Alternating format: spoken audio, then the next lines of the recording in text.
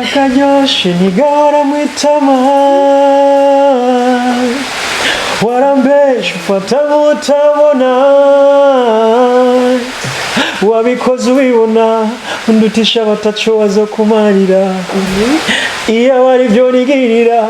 nukugere kure yawe kubona sule sule sule sule sule sule sule harengera bakuzi wacu bakuzi bakwizera 90 TV ndasubiye kubaha ikaze ndabaramutsa cyane Lucky umunyamahirwe nagarutse niho nibereye tugiye kumara kanya rero tuganira na Ephraim Pambana Hard Terminal in short PHT agiye kumara kanya tuganiriza ku bijanye n'ubuzima bwiwe ubuzima busanzwe bwa misi yose afadikanije n'akazi kiwe k'umuziki muzi kenshi abastar barakunda kuba bigira abahambaye abandi bari abantu bari simple nawe ari mu mugwi w'abastar bari simple ndamukunda cyane niyo giye kumara kanya tuganiriza ikaze nigwanyu wibuke gukanda like ugira na subscribe niba utari bwabikore partage ariyo share in English nico kintu cya mbere ndagusaba cyane mugenzi kugira share kugira ngo ibiganiro byacu bishishikare kugera kure ndabakunda cyane ikaze nigwanyu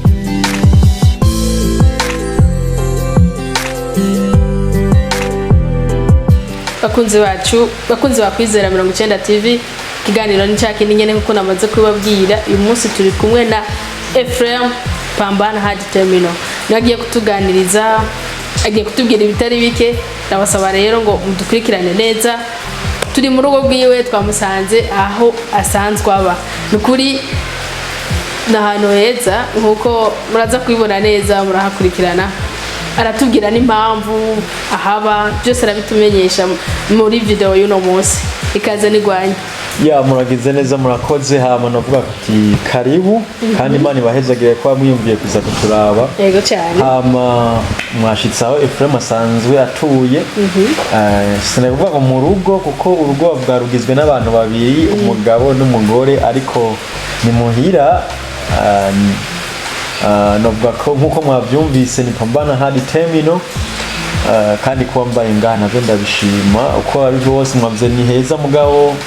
si habi ariko uko bari kose turabishima nziza cyane bo uvuze ngo urugo ngo rugizwe n'abantu babiri ngo umugore umugabo ariko uko biri kose niyo yoba hari canke madame ni urafise umugore canke uko biri kose urugo rubatswe umugabo je nibaza ko nihashika zoboneka kuko nta mabuye nikoreye kandi Imana nanje irankunda kandi abantu bose barabyipfuza urashaka ko nanje nuba ku rugo nihagera mudashika muzamushikaje imbere mudodo yamanza muronderana bana nkuno munsi byari byoroshe kuko ari jewe nyene nuwo tuvukana ariko igihe azoba hari bazobaza murondera mabuja canke murondera heraheza data wuja umva ko bizamusoma procedure menshi mucana ariko muri minsi biracoroshe tuza kuri tag nizera bizokunda natutaza umunsi bizokunda nyene rikatubirindi none Ephraim tugira impamvu bakunzi bacu aha turi bahita ni mitenga canke ni muri Rubirizi ariko Rubirizi ni isa nk'igomba kumenyekana cyane kuko ariyo ko zone ariko turi muri Mutimbuzi ni Bujumbura kugira canke Bujumbura intara ya Bujumbura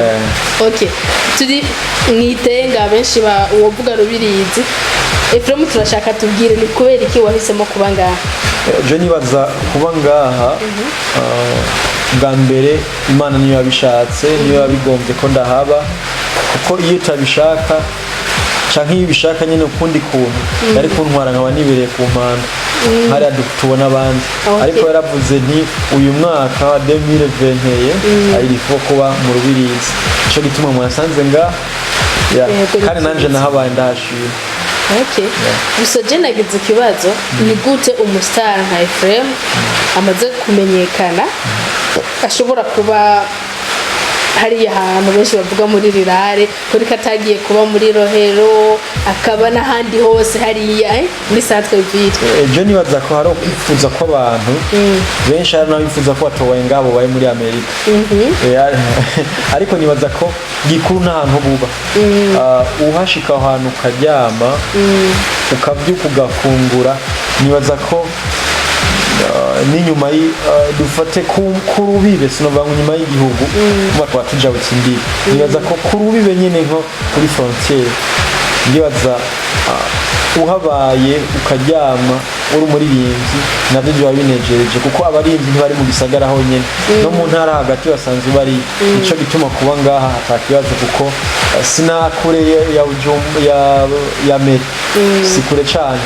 ni kure ku bantu bafise ubunebwe n'abantu basanzwe bafise umutima wo kugaya ibintu none kuba uba ngaha nubwo atari kure y'umuji nubwo atari kure ya meri birakorohereza mu kazi kawe je nibaza ko biranyoroheje cyane kuko n'igihe nava mu ntara ya Cibitoki kuko niho muhira naho nyene byaranyorohera naho nafata urugendo narabona ko atantambamwe biroroshe nta kwidoga naho bakure ni byiza ko si byiza ko umuntu ibintu byose umuntu akora bizokoma biri direct ni byiza ko ibyo ukora hashobora kubamo intambamyi izina ziriya ariko gikuru nuko ico kintu gikunda rero sinovuga ngo biroroha 100% ariko uko ndabibona biroroshe kandi turabishimiye hora ni byiza cyane studio ukunda gukoreramwo iri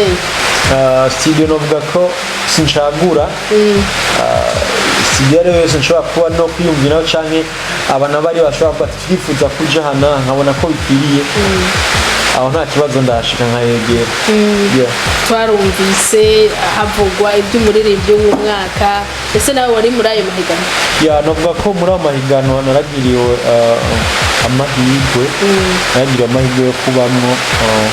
ariko sinashitse ku ntumbero nifuza ariko ibyanshikiye novuga ko narabishimye kuko twari abarimbi turenga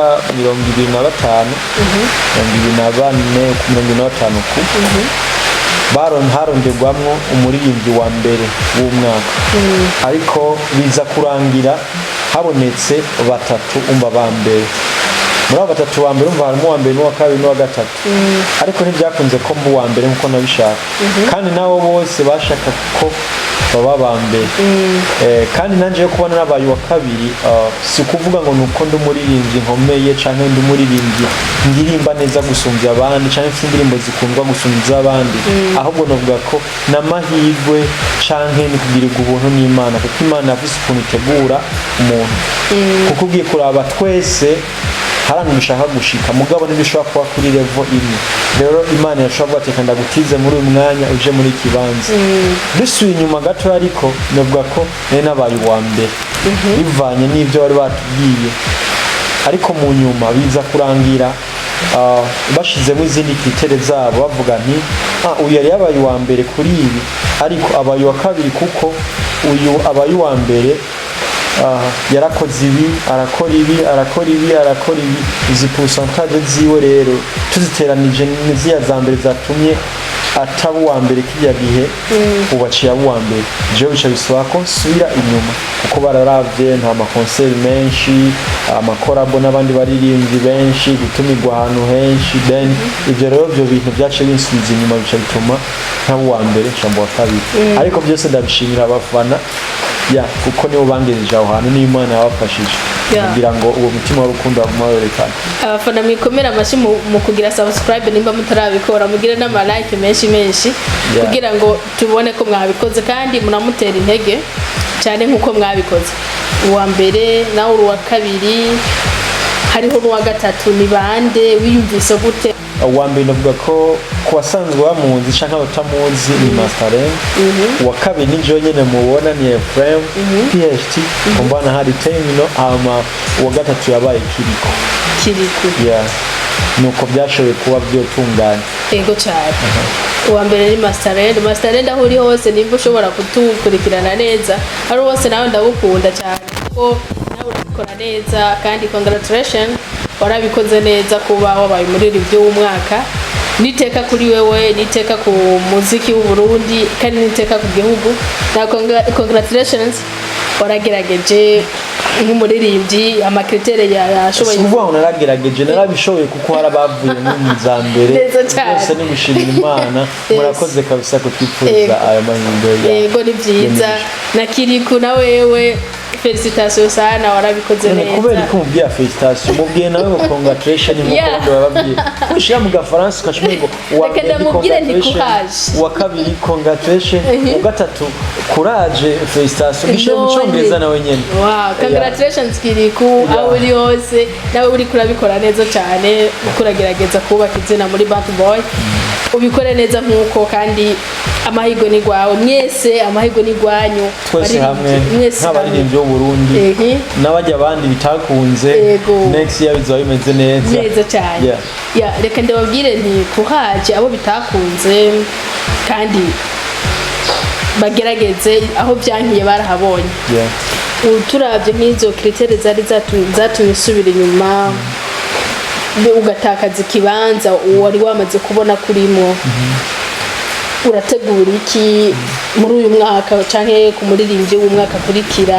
urategura iki? Je nibaza ko uko nabibonye nabonye ko atasije no byishoboza jenyene ibintu navuga ko byosaba ko abantu bo nyene kuko nk'icambere korabo sishobora kuyikorana ndayikorana n'abantu abantu ntibabishaka ko dukora amakorabo abantu ntibashaka kuntumira urumva muri uwo mwanya urumva ko bizokunda ariko abantu batabishatse nico gituma mvuga nti sinovyishoboza ivyo byose bizovana n'urukundo rw'abantu n'umutima wo gufasha abantu bazobasanzwe bafise kugira ngo bikunde none bitse ngo abantu ntibabishaka ntibabikunda urukundo rw'abantu sishobora kugutora neza no kugira ngo ukore korabo no gukora bona ntihaboneka umuntu turarimba indirimbo tuzirimba ngo tuzizane mu nzu tuzicarike then turazirimba mu kugira abantu bazumviriza iyo abantu rero bafasha kandi bakazumviriza niho hantu bavuga ati naka muri imisi asigameze kunuko naka muri kubera iki yararonse abantu ntazogiye umuntu akubesha ngo John Dumusare ndaririmba kunuko ntibikunda wewe urakora hama abantu bakagije iyo abantu rero baguhaye inkunga bisigura ko urashobora kuba waririmbana nabi ariko abantu bashatse ko bijya bintu waririmbye nabi biduga bimenyekana baresupotinga bigakunda nico gituma mvuga nti rero ku bw'abantu bw'urukundo rwabo nimba hari umuririmbyi yifuza ko tworirimbana canke na je ndashobora kwifuza umuririmbyi ko turirimbana ariko ntibikunde kubera iki uwo muntu nawe atabishatse mugabo ndavyiyumviriye ujya muntu nawe akaca bikunda muri uwo mwanya byo tusanga yakora bibonetse nico gituma mvuga nti abantu barafisemo uruhara kuko nibo ba boss nibo batuma tubaho nkuko dusanzwe tubaye none nk'indirimbo shasha uheruka kuririmba yoba ari yihese canke uheruka gusohora ryari nimbaza ko indirimbo nahereje nosa nkuwa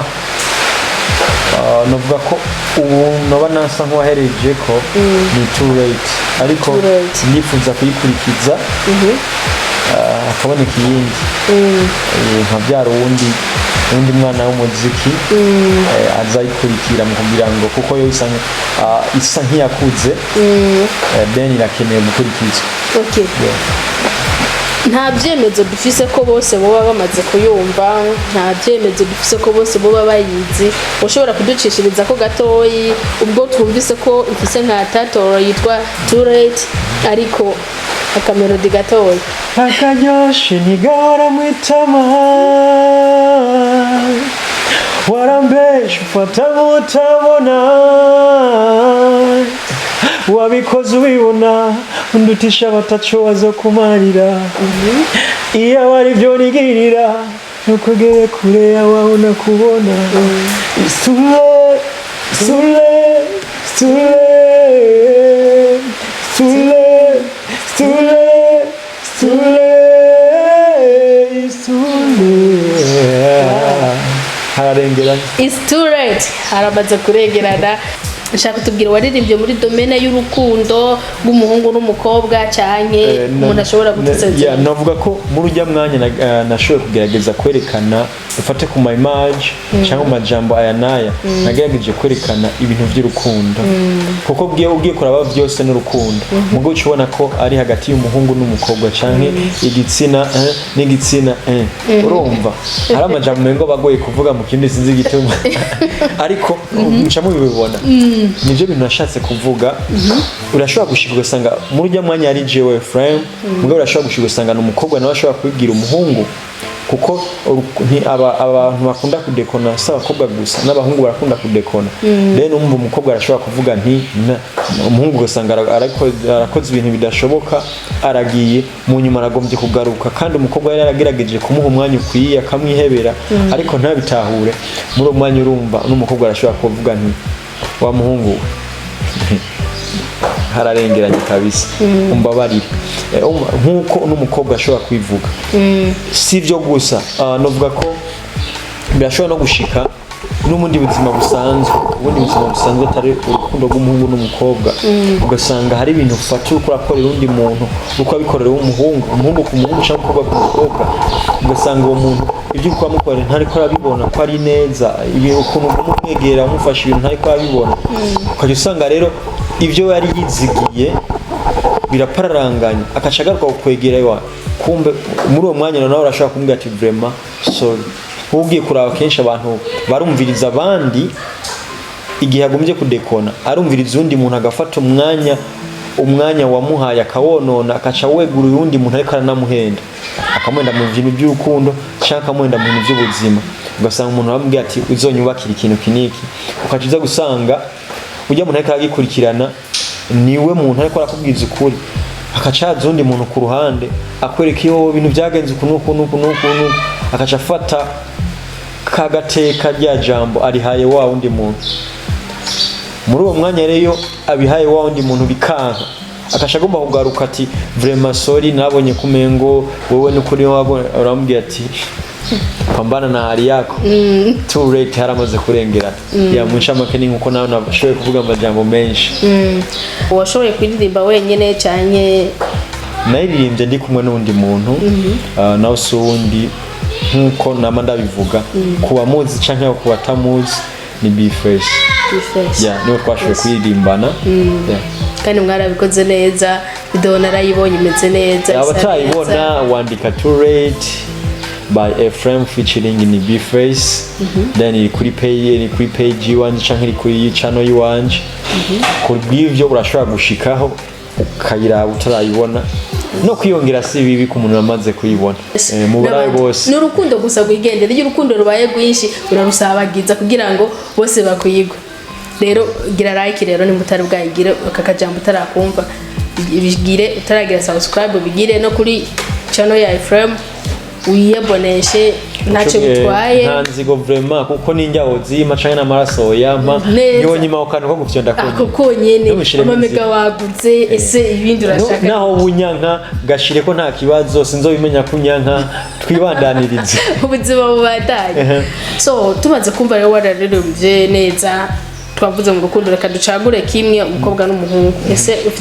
ufite girlfriend John baza ko umuntu icambere ni Imana izoba yabishatse ica kabiri nuko uwo muntu nyene azoba nawe yabigombye ica gatatu nuko naje nzoba nabishatse ica kane nuko n'abantu nabo bazoba babishatse kubw'ivyo ndibaza ivyo bintu byose nivyamara gukoranira hamwe bizoshikaho abantu bose babimenya vyigaragaze kandi bibi none ubu ntahari je nibaza ko ubu uwo muntu arahari kuko sinzotwara umuntu atabayeho kandi sinzotwara umuntu atavutse kandi sinzotwara uruyoya nizera ko nzotwara yaramaze kuvuka ariho mu ncamake ariho nawe ntaramumenya ndamuzi isura ariko ariho je narinzi ntimubigejeje kure muza mwamaze muri mu nzira y'amajyambere oya nagomye kuvuga ko ariyo kuko amahirwe yo kubaho ndanje ndamuha kandi Imana ndizera nawe ntizontetereza ifoko nanje nubaka nkuko abandi bubaka okay ndarushinga niki wobwira abakunzi bacu ubwa mbere no babwira mwikomera amashi aho muri hose muri abagabo naho harimo n'abapfasoni n'abajene mugabo en general n'abagabo kuko n'abashinga ntahe hama nkongera nkashimira uhoraho iyo yadufashe yadutije akakanya mugira ngo dushobore gukora ibintu nk'eni nkongera nkashimira abasanzwe badukurikirana n'abadufasha muri ibi nabiri abasanzwe badufasha mahera ari bwo bwabo ujya atari ubamfu n'abasanzwe badufasha mu vyiyumviro nabo nyine Imana ibahezagire na kwizera 90 atari kwizera rimwe namwe nyene Imana ibahezagire n'itimu yose na cameraman Imana iguhezagire kuba tanzi gubishiramo mu hayo ushaka gusa ubudufata ibipande n'amaguru tukaguma tuvuga ko mbafasha amaguru shaka kwifatira umushatsi Imana iguhezagire cyane hama mubandanye muhezagiwe kabisa turabashimiye cyane turabakunda mwarahezagiwe icyo tubasaba ni cyakindi ngene bakonze wacu nimba ikiganiro giheze utarwagire subscribe haco bitwaye kandi subscribe kugira ngo video zose zisohotse zizohore zigushikira ubwa mbere kuri channel ya Ephraim naho nyene ni Ephraim PHT pambana hard terminal ntubishiremo inzigo kuko ninjya wozima kuko unyimye subscribe urumva injya ntiwozima uri umurundi byitwa ko ukunda Burundi yimpe nta kibazo ntubishiremo inzigo neza cyane turabakunda cyane rero mwagize neza kudukurikirana kanda like igira na partage kugira ngo ikiganiro nk'iki gishobore gushikira abantu benshi bumve ubuzima bumve cyanke ingene umuntu yiyumva mu gihe agize amahirwe akaba mu kintu hanyuma kikagenda nkuko yari yifuza ndetse ko umbabarire hari akantu nibagiye gatoya ibi mwatugiriye canke ibi mwangiriye kandi yubahe ningire munini murundi ifo kumugira munini ibintu mwatugiriye muzobigirire n'abandi then n'abandi mubahe ibiganiro abantu benshi bakunda kwidoga ngo ntibaronka ibiganiro ibyo gerageza mubibahe kuko atari mwebwe muwafashije nta washobora gushika kuko muga mubasanze aho bari bikorwa byabo mukabimenyekanisha biroroshe ko n'abandi bantu bashobora kuba bo byumva nta mustare azwi atamenyekanye canke atagiye habona mugira abantu bamubone bamumenye ari uko abantu bashoboye kugira iki kumushira ahabonekana nico gituma novuga nti bandanya murakoze cyane nkuko yabivuze kwizera 90 TV ihari ku bwanyu ihari kugira ngo imenyekanishe impano zanyu ihari kugira ngo imenyekanishe ibyanyu ihari kugira ngo yigishe ihari kugira ngo umuntu arashobora kubaho yazazaniwe ariko iyo yumvise uwundi ingene yakoze iki kintu cyangwa ingene yakibayemwo shobora kuba ari situation runaka ishobora kuba yagushikiye ariko wumvise ingene uwundi umuntu yayibayemwo ukumva uraremeshejwe cyangwa ukanafata n'ingingo mu gihe byari byanze rero kwizera 90 TV irahari ku bwanyu nanje nk'umumenyesha makuru ndahari kugira ngo shobore gukora ibishoboka byose kugira ngo impano zanyu zishobore kuzamuka tukamvuge mu Kirundi ingabire ufise iri kubamo cyakindi wifuza ko kimenyekana ku bantu bose ndahari kugira ngo dushobore gufashanya na cameraman hari inyuma kugira ngo bigende neza turabakunda cyane rero kandi kindi naco no musoro waberewe kabisa ngano ko wansanze muhira wamfuse uzonsange duhuri ahandi hantu nanje ndagufuta nta kibazo wowe uruwacu bimeze neza ndabakunda cyane rero mwarahezagiwe murakoze cyane ciao